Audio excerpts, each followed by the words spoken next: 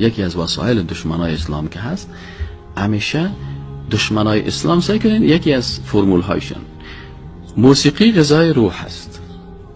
یک اصطلاح جنگ فکری هست که انگلیسی آمدن در بین مردم رواج ساختن که چی است؟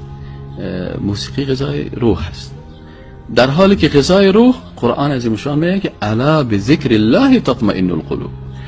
این قلب تو، روح تو، معنویت تو توسط چی تغذیه میشه؟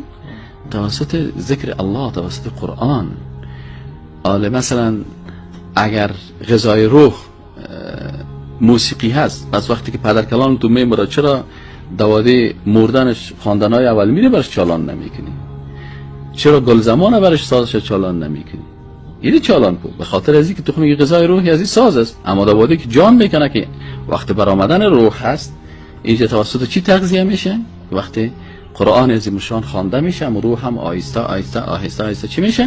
از بدن از انسان خارج میشه. پس وقتی که نفر میمره تو میگی پدر یا پدر کلان فوت میکنه و آدمی برش یک دول بزن طبله، میبینی که 3 روز در دیوال خودم میزنه یا نمیزنه.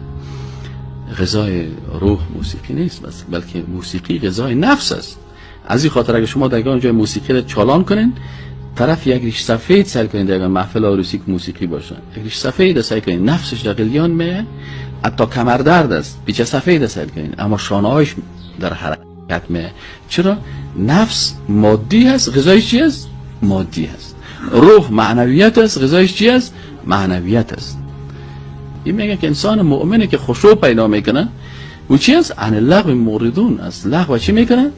در صلات خود، در نماز خود خشوع داره، اما ما برعکس از این خشوع گپا رو مانده این اسلوب چی میکنیم؟ میگیم که نه، والا موسیقی غذای روح است.